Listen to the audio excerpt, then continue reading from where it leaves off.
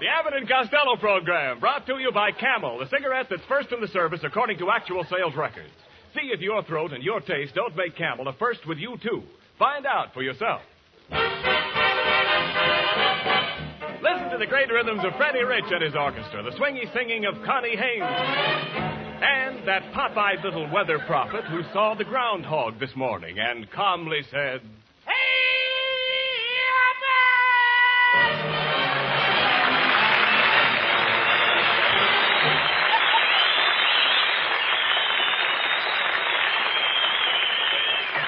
Hey, Costello, where in the world have you been? I've been looking for you all day. Oh, Abbott, I'm a very busy man. I spent the whole day in my backyard hanging prunes on my orange tree. Hanging prunes on your orange tree? Who told you to do that? My gardener. He said the orange tree needed pruning. What a dope. Your gardener meant you should get a ladder and saw the limbs. I don't need no ladder. I saw the limbs from my window. Oh, what kind of limbs can you saw from your window? The limbs of Ruby Poolcue. She lives next door. No, That's my girl, you know. No, I understand. I'm talking about the limbs on your tree. Did you saw the limbs? Certainly I saw the limbs. They was hanging right in front of me. No, you dummy. I have something. I saw them. Just a minute. Did you saw them off? Oh, I just told you I saw them on. No, Costello. You don't saw them on. You saw them off. They was off. How could I see them? Look, because you had to see them when you saw them. I had to see them when I saw them.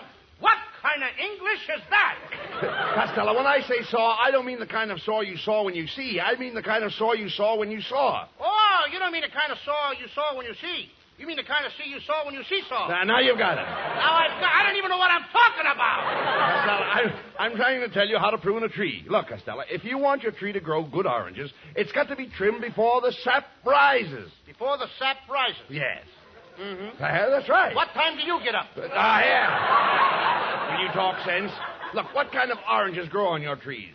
Oh, the regular kind, round ones. No. Are they Valencias or navel oranges? Oh, these are navel oranges. How do you know? I saw a sailor picking some. No. How can you be so stupid? You can tell the difference between oranges by the color of the juice. Did you ever squeeze one of your oranges? Oh, yeah. And what came out? Milk. Milk? Yeah. How could your oranges have milk in them? I got the trees from the nursery. Costello, please. What's wrong with that? All right. Never mind. What did I tell you? All right, come on. Come on with me, Costello. We're going out in the backyard and look at your tree. Hey, wait a minute. Look out that window.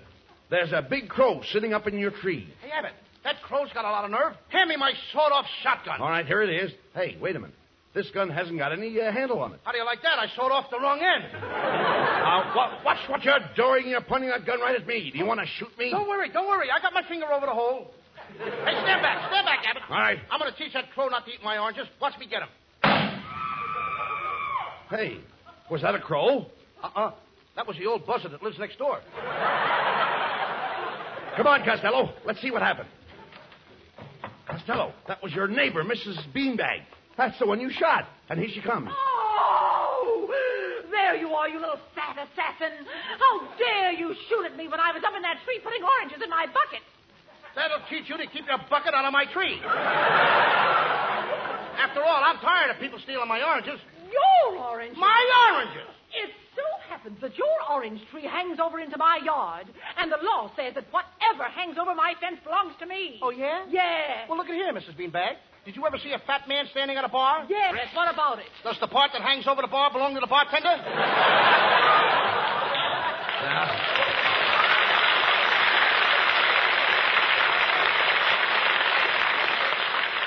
Now, Costello, apologize to Mrs. Beanbag for knocking her out of the tree. Come on. She ought to apologize to me. What did I do? What did you do? You fell on my hedge and bent my verbenias.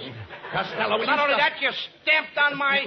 Yes, listen. What other kind of flowers I got there? Never mind that. Will you stop fighting with the Stamped lady? on my hollyhocks. Never mind. I couldn't say the word. All right, well, just don't fight with the lady, please. Yes, young man, you have very bad manners. In my day, men didn't fight with women. In your day, the men were too busy fighting the Indians. Oh, that did it. I've heard enough. I'm going to call my husband. Homer!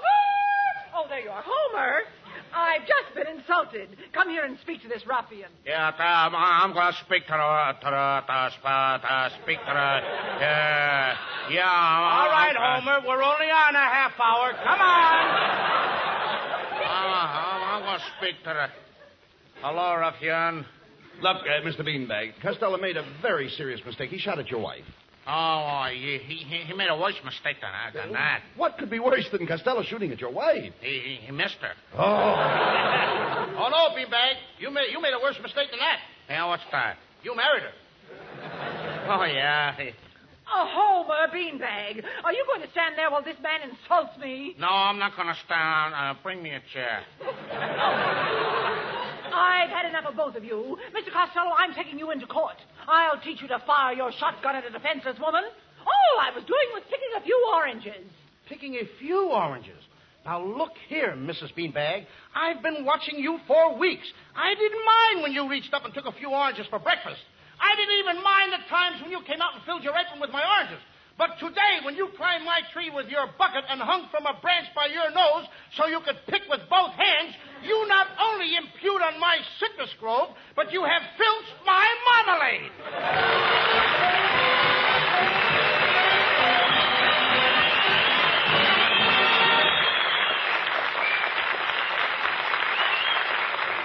Thank you, Bud and Lou, for a lot of fun. And now I've got to do a quick switch over into the no-fun department. A few words about this current cigarette shortage. No, I'm not going into a lot of long explanation, but I do want to say this on behalf of the makers of Camels. They made more Camels in 1944 than ever before in their history, and production schedules for 1945 provide for even more. Still, the demand for them cannot be met. But when you do get Camels, they're still Camels. Rich, full flavor, wonderful, cool mildness. The Camel brand will not be sold down the river. Camels would not be Camels if they were made of green, insufficiently cured tobaccos. So every time you buy cigarettes, ask for Camels. The mildness and flavor of their costlier, properly aged tobaccos make them worth asking for again and again. C-A-M-E-L-S. War or peace, Camel is still Camel.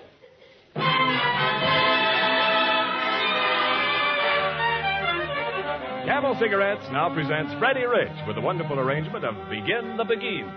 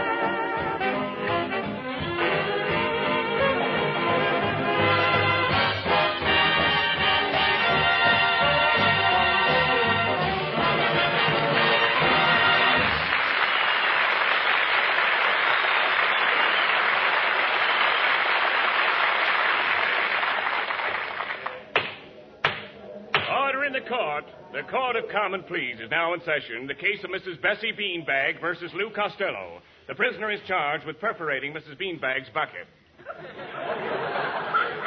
Look, Mrs. Beanbag, why can't we drop this case? I didn't mean to shoot at you. Honest, I didn't. I'm a nice little fella. Why, I even leave my chewing gum under theater seats for other people. Please, Mrs. Beanbag. Well, Costello, I'm willing to drop the whole case if you'll pay me 50 cents to get a new bucket. Gee, you're a swell woman. Here's your 50 cents.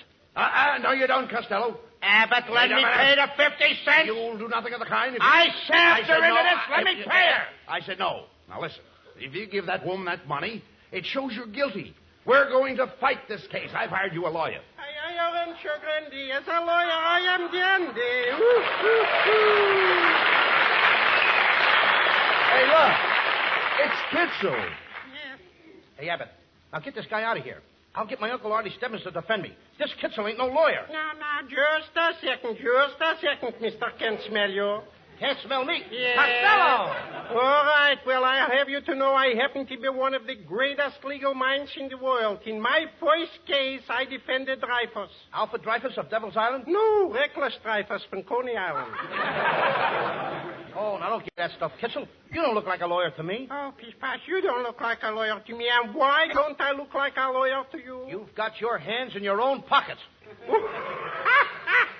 I got my hands in my own pockets. What do you know? I'm broke. Look, Abbott, please let me pay Mrs. Beanbag the 50 cents, and then I can get out of here. Who over my debt habeas corpus, Mr. Castillo? You know, we can't lose this case. Just remember that old saying, a bird in the hand is worth. Go ahead. There's more. Everybody rise. Presenting His Honor, Judge Sam Quentin Leavenworth. All right, bailiff. Bring in the first. Bring in the next. Bring in the whole case.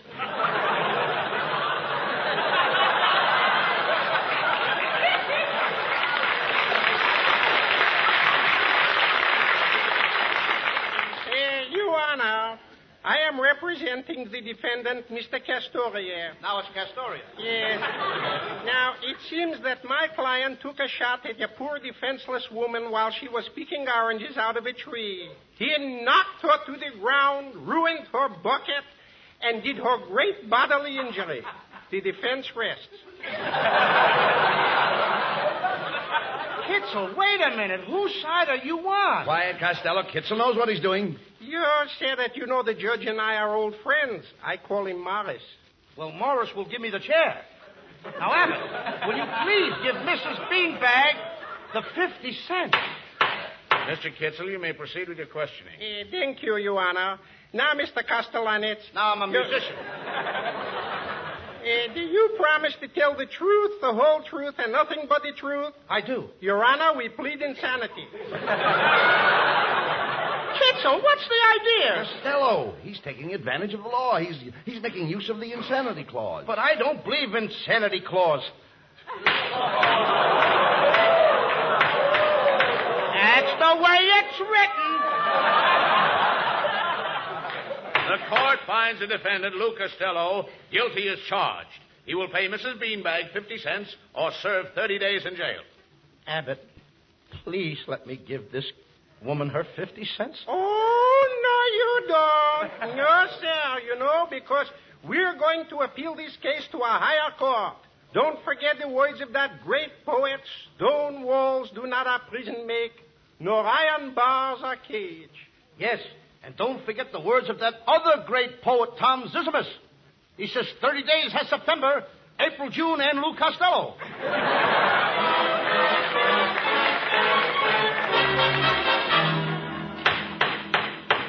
Supreme Court is now in session. First case, Mrs. Beanbag versus Costello. Prisoner will step to the bar.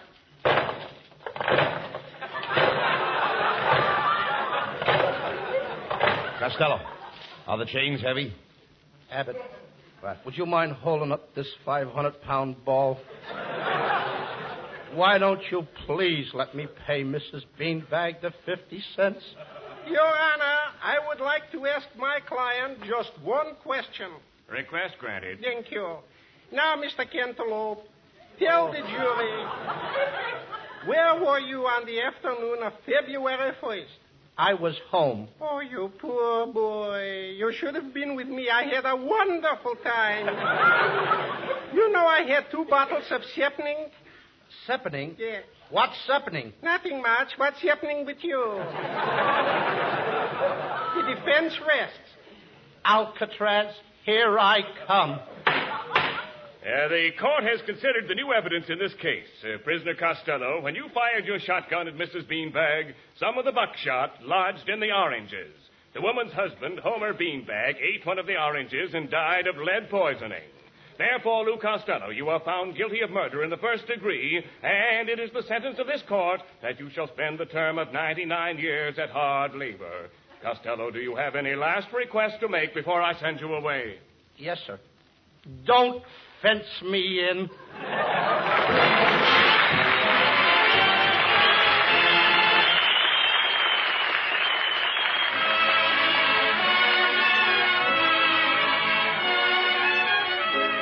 Responding to hundreds of requests from her Camel fans, Connie Haynes repeats her treatment of the trolley song. With my high starch collar and my high top shoes and my hair high up on my head, I went to lose a jolly hour upon the trolley and lost my heart instead. With his light brown derby and his bright green tie, he was quite the handsomest of men. I started to yen, so I counted to 10, then I counted to 10 again. Clang, clang, clang went the trolley. Ding, ding, ding went the bell. Zing, zing, zing went my heartstrings. For the moment I saw him, I fell. Chug, chug, chug went the motor. Bump, bump, bump went the brake. Thump, thump, thump went my heartstrings. When he smiled, I could feel the car shake. He tipped his hat and took a seat. He said he hoped he hadn't stepped upon my feet. He asked my name, I held my breath. I couldn't speak because he scared me half to death. Buzz, buzz, buzz went the buzzer. Plop, plop, plop went the wheel. Stop, stop, stop went my heartstrings. As he started to leave, I took hold of his sleeve with my hand. And as if it were planned, he stayed on with me. And it was grand just to stand with his hand holding mine.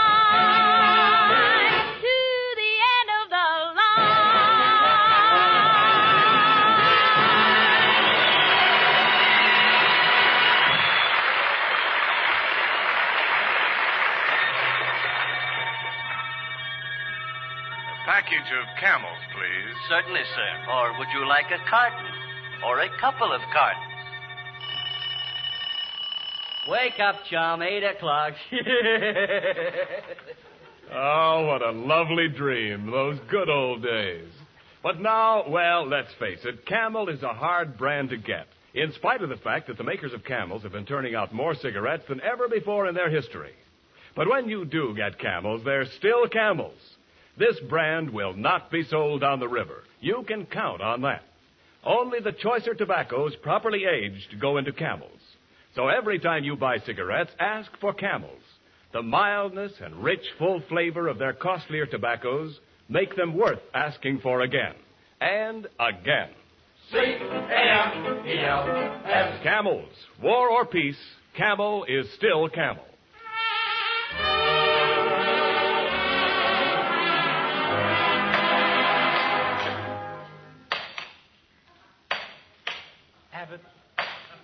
Abbott, Why? will you please get me off this rock pile? Costello, why are you always complaining? You should be thankful that I got myself a job as guard so I can be with you. Mrs. Beanbag to see prisoner Costello. Oh, Mr. Costello, there's been a terrible mistake. My husband Homer didn't die of lead poisoning after all. The doctors removed all the buckshots. Thank heavens. Homer got the lead out.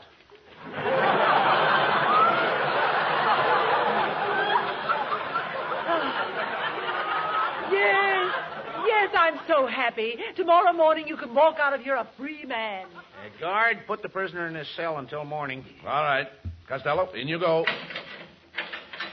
Abbott, Abbott, What's the matter now? I don't want to spend the night in this cell. The place is full of rats. Don't be afraid. I'm here.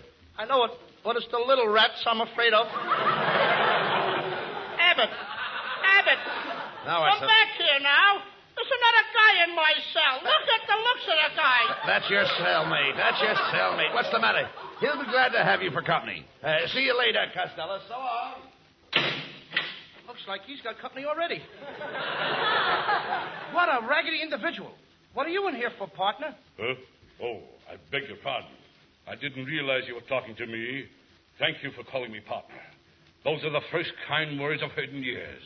You have a very kind face, little man. Sort of an open one. You see, I haven't always been a raggedy, scurvy-looking outcast like you. If you have some measure of intelligence, my story might interest you. Did you go to school? Yes, sir. I went to school last year. Did you pass your examination? No, sir. But I was first on the list of those that failed. Very well, I'll tell you my story. I don't care to hear it. Well, and I will positively tell it to you. When I was a boy, my father gave me the benefit of a very good education. 8 years at the preparatory school and college. I worked hard and diligently.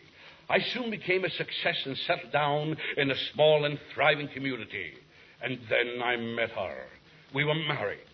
The good gods of fortune smiled down upon us and blessed us with a baby boy. A boy, mind you. And I haven't seen my boy since this very day. You haven't seen your little boy No, from sir. that day until this? No, sir. Wait a minute. Did he have curly black hair? Yes. And did he have little blue eyes? Yes. And did he have 2 little teeth in his mouth? Yes. Papa! I worked harder than ever for my little family. And then one day, the other man came into my life. He was a poor man, broken in health and spirit.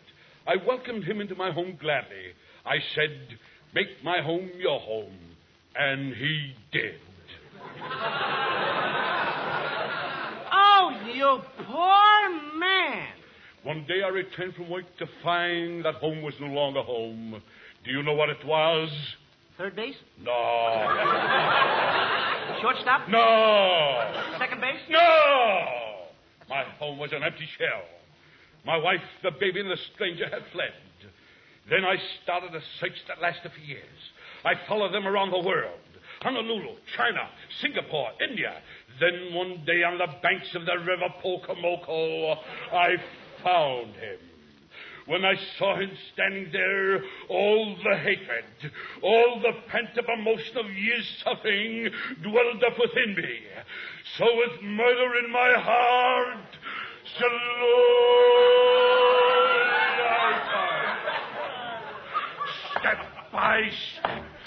Step by step, I have crept upon him. And when I felt his vile breath upon my cheek, I struck. Abbott! Abbott! Abbott! Get me out of here, Abbott! Abbott! Abbott! Hey, come here. Come on. Costello, what are you doing down there on the floor? Get me out of here! Get off that floor. Get up. Maybe the man wants to talk to you. Now, don't call me unless you want. Oh, Gadzooks, what have I done? What haven't you done? What's happening to me? What's happening to me? Oh, yes, I remember you now. You're the little man with the kind face. I didn't mean to hurt you, but every time I hear the word Pocomoco, I want to kill. That's all right, pal. I know how you feel. I would have done the same thing if I'd seen that nasty man in Poco. I didn't say it. I didn't say it. You didn't hear me say it. What did you say? Pocomoco. Pocomoco! I said it! I couldn't help myself when I heard the word. I wanted to see his blood oozing between my fingers. So slowly I tried. Step by step, I crept upon him, and when I saw the spike upon his countenance, I struck. Abbott! Abbott!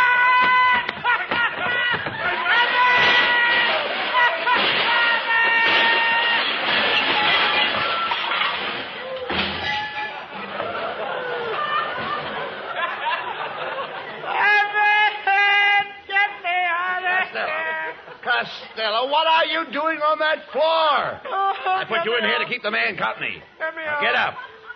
Abbott, get me out. Come on, get up. Here comes the warden. Mr. Costello, I have here your release. You've been completely exonerated, and you may leave the jail at once.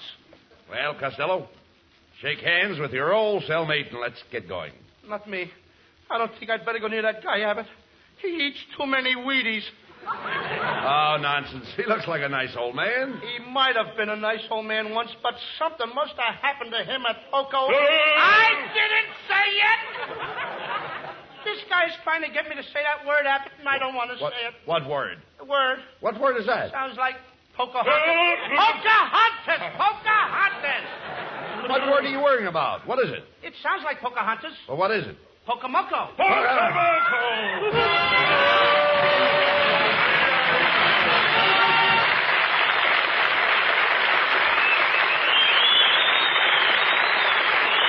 Abbott and Costello will be back for Camel cigarettes in just a moment.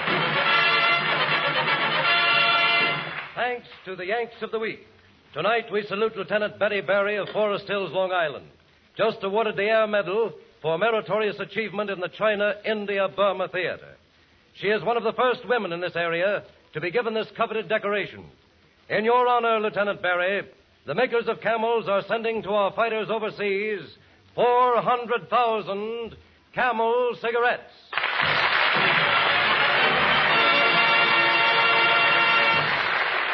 Each of the 3 Camel radio shows honors the Yank of the Week by sending free 400,000 Camel cigarettes overseas. A total of more than 1 million Camels sent free each week. Camel broadcasts go out to the United States 3 times a week, are rebroadcast to practically every area in the world where our men are fighting, and in cooperation with the Good Neighbor policy, also to Central and South America.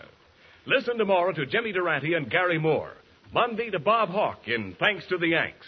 And next Thursday to Abbott and Costello. And now, here are Bud Abbott and Lou Costello with the final word. Well, Costello, you had a pretty rough time tonight. How about coming out to my house for some refreshments? Gee, Abbott. Yeah, where do you live? 2964 Pocamoco Street. Pocamoco! Slowly I turn. Get me out of here! Good night, folks. Good night. Everybody. Good night to Ann. Good night, everybody.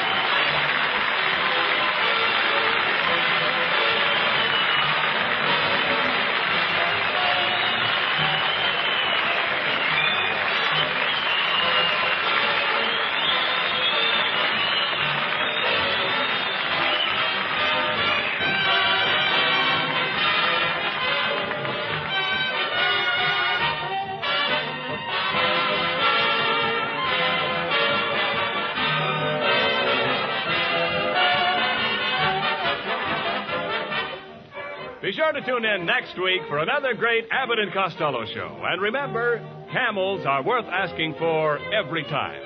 See for yourself how Camel's mildness, coolness, and flavor click with you.